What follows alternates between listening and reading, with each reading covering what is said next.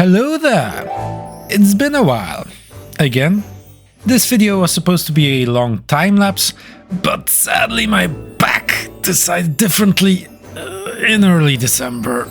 The time-lapse setup is quite taxing on that back, but I wanted to film something, so I decided to show you 3 fun smaller builds that I'm using to fill out my Tatooine diorama.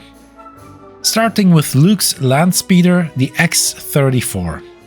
I got the official LEGO 2020 set and added it to my Tatooine shelf, but as I got more buildings and vehicles in there, it bothered me how that speeder, like so many official smaller sets, is quite oversized.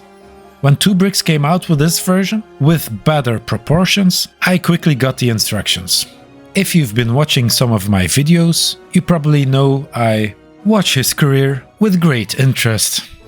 The build has an uneven number of studs in width, which you might not notice looking at the front of the build, but becomes readily apparent when you flip it over.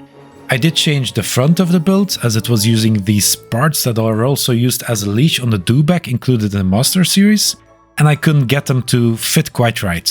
So I mashed up the look in a mix of the official build and 2Bricks' version.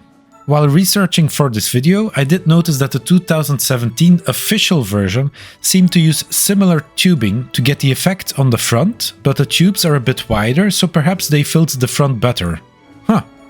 We have a similar story for the M68 speeder that Han uses to evade Moloch on Corellia. The official version looks really nice with some fun play features, but the proportions were way off.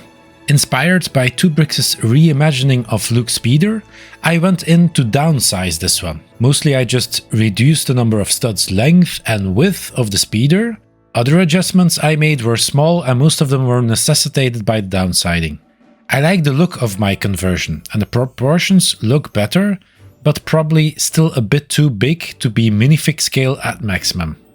To close off this video, here's a cool custom build from Alex Simeon 9 that has free instructions on Rebrickable.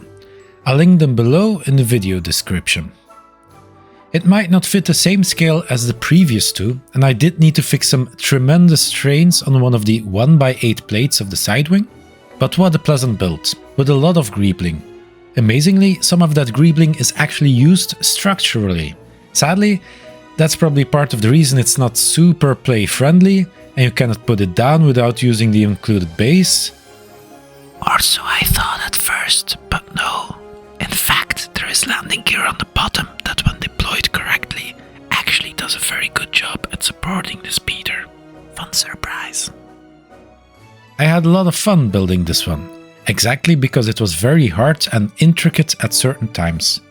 If you don't have dexterous fingers, this one may be too much of a challenge, but it's a real looker, that's for sure.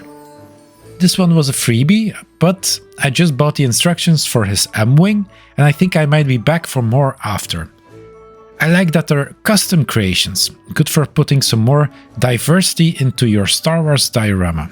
Also, if you're one of those people who feel there's too much grey in Star Wars LEGO, Alex does a very good job at bringing in some more color into his designs. I am continuing with my plans to make several dioramas. I'm currently assembling a Tatooine one, but planning to make a Coruscant one as well. I'll probably do one more after that, but still need to decide on which world. I like the look of an ice world like Hoth, but the rocky look of Navarro is also nicely desolate. What world would you guys choose for a diorama? And what era?